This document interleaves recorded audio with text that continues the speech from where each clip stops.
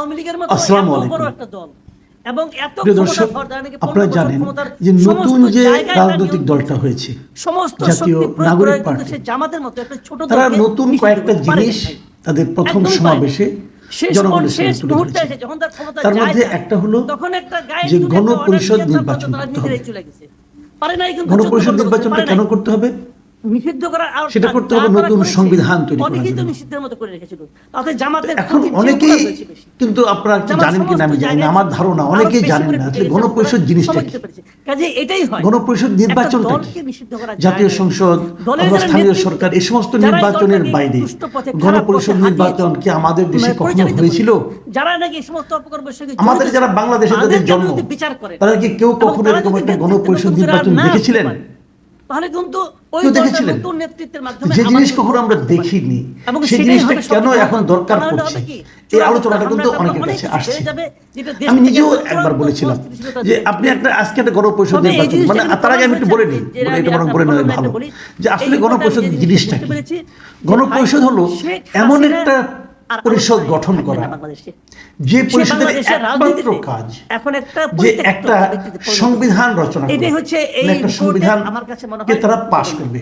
তারা বসবে, বসে বলবে যে এই আমাদের সংবিধানে থাকবে। তারপরে সংবিধানটা যখন পাশ হয়ে যাবে তখন সেই গণপরিষদের আর কোনো গুরুত্ব থাকবে না, তারা সবাই পদত্যাগ করবে। তার মানে যতদিন লাগবে একটা সংবিধান রচনা করতে, সেই রচনার কাজটুকু করাই হলো গণপরিষদ সদস্যদের তাকে যেতে দিলেন একমাত্র কাজ। আপনি বলতেছিলেন আর কিছু না, যেতে না দিলে যেদিন রচনা হয়ে যাবে, যেদিন সংবিধানটা চূড়ান্ত রূপ ধারণ করবে, সেদিন ওই সদস্যরা সবাই পদত্যাগ করবে। জনগণ যদি তাকে মেরে ফেলতো আপনার সমস্যা। এটা যদি হয় মূল কাজ, তাহলে আমরা কি কখনো গণপরিষদ দেখেছি? কখনো কি আমাদের দেশে হয়েছে? হ্যাঁ, একটা হয়েছিল। কবে হয়েছিল? আমাদের স্বাধীনতার পর, যখন আমরা স্বাধীনতার আগে একটা নির্বাচন হয়েছিল 1970 সালে। আমি একটু ঘটনাটা বলি ছোট করে। 70 সালে সেই নির্বাচনটা কখন হয়েছিল? পাকিস্তানের শাসনামলে, ইয়াহিয়া খানের আমলে। তখন লিগ্যাল ফ্রেমওয়ার্ক নামে একটা সিস্টেম করেন যে তার মাধ্যমে এই নির্বাচনটা করতে হবে।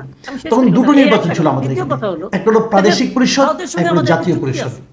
জাতীয় পরিষদ হলো বাংলাদেশ এবং পশ্চিম পাকিস্তান এবং পূর্ব পাকিস্তান মিলে, এবং প্রাদেশিক পরিষদ হলো যেহেতু পূর্ব পাকিস্তান একটা প্রদেশ ছিল, এই পূর্ব পাকিস্তানের যে প্রদেশে যে প্রাদেশিক যে কি হবে, যিনি গভর্নর হবেন, তাদের হওয়ার জন্য এখানে একটা আলাদা একটা মানে আপনার স্টেট অ্যাসেম্বলি এটা করার কথা ছিল।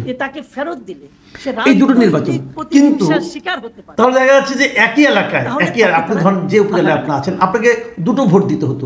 একটা হলো প্রাদেশিক পরিষদের ভোট, আর একটা হলো জাতীয় পরিষদের ভোট, দুটো ভোট। তাহলে একই এলাকায় কিন্তু দুজন প্রতিনিধি, একজন ছিল এমএলএ বলা হতো, আরেকজনকে বলা হতো এমপি। আন্তর্জাতিক বিভিন্ন প্রশ্নের তারা কোনো সদুত্তর দিতে বলা হতো, member of national assembly, MLA আর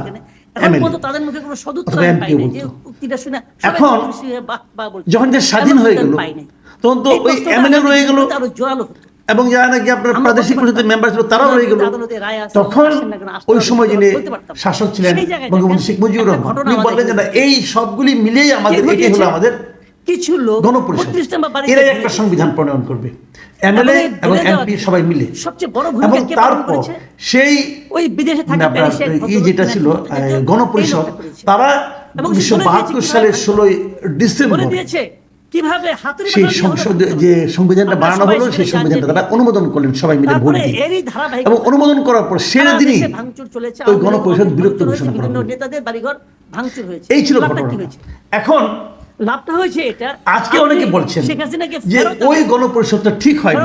এটা আজকে না, এটা মৌলানা ভাসানীর আমল থেকে বলা শুরু হয়েছে। মৌলানা ভাসানী বলেছেন যে ওটা করা ঠিক হয়নি, আর আজকের যুগে আপনার ফরহাদ মাজার বলছেন ওটা করা ঠিক হয়নি। তারা বলছেন যে ওই নির্বাচন তো সংবিধান প্রণয়নের লক্ষ্যে হয়নি, ওটা ইয়াহিয়া খানের নির্বাচন হয়েছিল পাকিস্তানের লক্ষ্যে।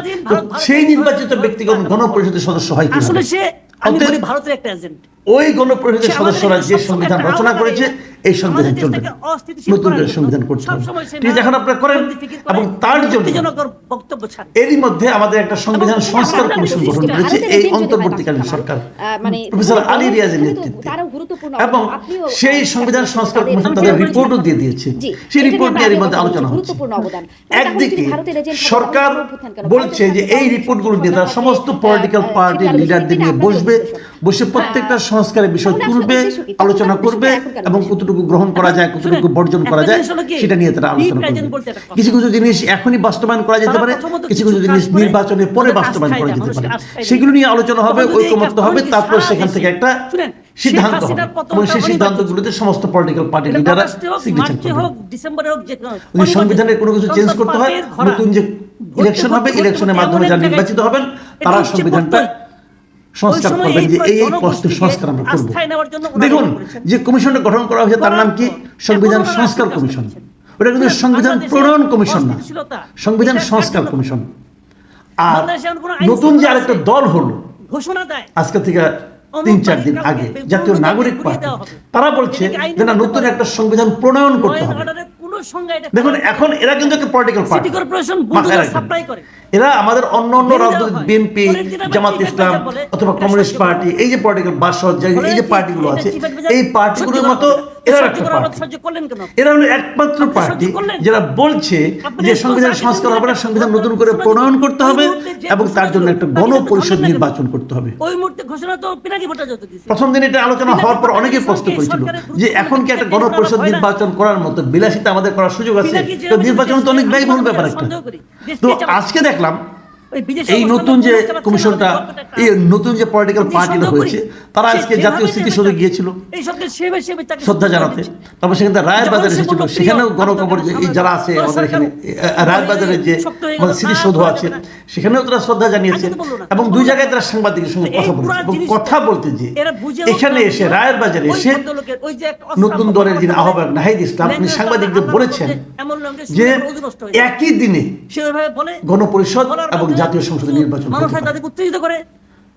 মানে যেদিন আপনারা জাতীয় সংসদে নির্বাচন করবেন সেদিন আপনি একই দিনে গণপরিষদে নির্বাচন করতে পারবেন। তাহলে আরেকটা ব্যালট পেপার থাকবে যেটার মাধ্যমে গণপরিষদের একজন সদস্য নির্বাচিত হবে। এই হলো ওনার বক্তব্য। এখন প্রশ্ন হলো, এটা কিন্তু ভালো, আমার কাছে এই প্রস্তাবটা পছন্দ হয়েছে। এখানে খরচটা কমলো, হতেই পারে একটা কমিশন। কিন্তু আমার প্রশ্ন হলো যে যারা গণপরিষদের সদস্য হবেন তাদের কেউ কেউ তো আবার জাতীয় সংসদের সদস্য হতে চাইতে পারেন। তারা হয়তো ভাববেন 2 দিনের জন্য আমি গণপরিষদের সদস্য হবো কেন, আমি জাতীয় সংসদের সদস্য হবো। তাহলে দেখা যাবে যে গণপরিষদে খুব যোগ্য লোকগুলো আসবেন না, যোগ্য লোক সবাই যারা আছেন, যারা এলাকায় যাদের গ্রহণযোগ্য আছে, যাদের উপর জনগণের আছে, সাপোর্ট আছে, জনগণ যাদের পছন্দ করেন, সেই লোকগুলি হয়তো তারা জাতীয় সংসদ নির্বাচনের দিকে ধাবিত হবে। তাহলে সংবিধান প্রণয়নের মধ্যে একটা জটিল এবং বুদ্ধিভিত্তিক কাজের জন্য অপেক্ষাকৃত কম জনপ্রিয় অথবা অপেক্ষাকৃত যে লোকগুলোর উপর জনগণের সমর্থন কম আছে তারাই কিন্তু রয়ে যাবে। কিন্তু লাভটা কি হবে? যিনি জাতীয় সংসদের সদস্য হতে পারবেন তিনি কেন গণপরিষদের মতো যে গণপরিষদ সদস্য যে কাজ, সেই কাজটা করতে পারবেন না, এমনটা কেন ভাবা হচ্ছে? এই জিনিসটা আমার কাছে ক্লিয়ার না। এমনও তো হতে পারে যে নির্বাচন হবে, সেই নির্বাচন একই সঙ্গে গণপরিষদ এবং জাতীয় পরিষদ উভয় নির্বাচনের বলে বিবেচিত হওয়ার পর নির্বাচিত ব্যক্তির প্রথম কাজ হবে সংবিধান সংশোধনের কাজটা করা, সংশোধন করেন, প্রণয়ন করেন, যাই করেন, আমার কোনো আপত্তি নাই। তারা এই কাজটা করুন, করার পরে যেই করা হয়ে গেল তখন তারা গণপরিষদ থেকে পদত্যাগ করে সংসদ সদস্য হয়ে থাকবেন। তখন তারা এটা হতে পারে, এটা বিকল্প প্রস্তাব কিন্তু হতে পারে।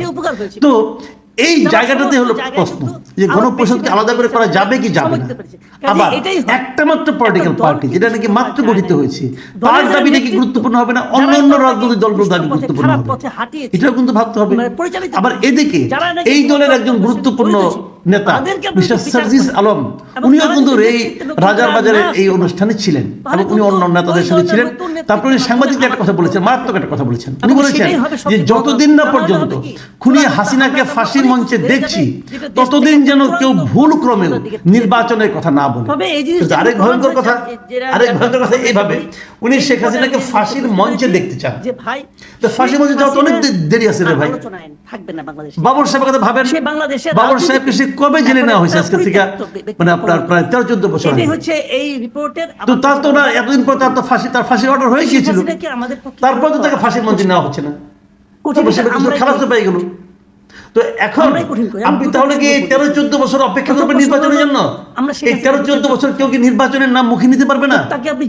এই সার্জিস আলম আবার কি বলে ভাই, এই মানে নেতাদের এই সমস্ত কথাবার্তা শুনে মাঝে মাঝে না আমরা আসলে মাঝে মাঝে খেয়ে হারিয়ে ফেলি যে আসলে এরা কি চায়। কিভাবে চায়? সবাইকে কথা বলতে হবে কেন? এবং এই কথা উনি জাস্টিফাই করতে পারবেন? ওনার এই কথা কেউ মানবে? আপনারা একটা নতুন দল করেছেন, পরিমিতি বোধটা রাখার চেষ্টা করেন, একজনকে কথা বলতে দেন। এই উল্টাপাল্টা কথা জানে অনেক সময় সব বিরোধী হয়ে যায়। আপনার গণপরিষদ চাচ্ছেন, সেটা নিয়ে গবেষণা করেন, সেটা নিয়ে আলোচনা করেন। আবার যদি সবগুলি দল গণপরিষদ না চায়, আপনি একা চাইলেই হবে? আপনি তো একটা পলিটিক্যাল পার্টি, আপনার তো এই বাড়তি কথা বলার কোনো মূল্য নাই। তখন তো এই সরকার ছিল। আমরা বুঝতে পারছি না আসলে কি এগুলি কেন চাওয়া হচ্ছে। এগুলি কি আসলে নির্বাচনকে বিলম্বিত করার একটা পায়তারা? আপনি বিলম্বিত করতে পারতেন, আমার কোনো আপত্তি নেই, বিলম্বিত করতে পারতেন, কিন্তু ততদিন পর্যন্ত কি আপনার জনগণ আপনাদেরকে সহ্য করবে ক্ষমতায়? যারা রাষ্ট্র ক্ষমতায় আছেন তারা কি দেশটাকে খুব ভালো চালাচ্ছেন? যদি ভালো চালান তাহলে তার কেউ নিতে পারার কথা হয়তো আমার ধারণা বলতেও না, কিন্তু আপনারা তো চালাতে পারছেন না। আপনাদের সর্বক্ষেত্রে ফেল করেছেন। একটা সিম্পল উদাহরণ দিই, এই উদাহরণ দেওয়া অনেকে আবার দুঃখিত হন, বিরক্ত হন। আমি বলেছিলাম কিছুদিন আগে যে এই সরকার এমনই সরকার যারা তারা বছরের প্রথম দিন বইটা পর্যন্ত দিতে পারলো না, বই উৎসব করতে পারলো না। এর আগে প্রতি বছর কিন্তু বই উৎসবটা হতো। আজকে 2 মাস হয়ে গেল, এখনো প্রাথমিক স্কুলের শিক্ষাঙ্গনে ছাত্রদেরকে সমস্ত বই কিন্তু সরকার দিতে পারে না, এখনো পারে নাই। সবশেষ শুনলাম শিক্ষা উপদেষ্টা নাকি চেঞ্জ করা হচ্ছে। এই প্রশ্নটা আগামী দিনগুলোতে আরো তাহলে এইরকম একটা সরকার যদি 15 বছর 16 বছর থাকতে চায়, খায়েশ হতেই পারে, কুজোরও মাঝে মাঝে চিত্রে শোয়ার ইচ্ছা হতে পারে, কিন্তু সেই খায়েশকে জনগণ কতটুকু সাপোর্ট করবে সেটা হলো দেখার বিষয়। কিছু লোক দর্শক, এই পর্যন্তই।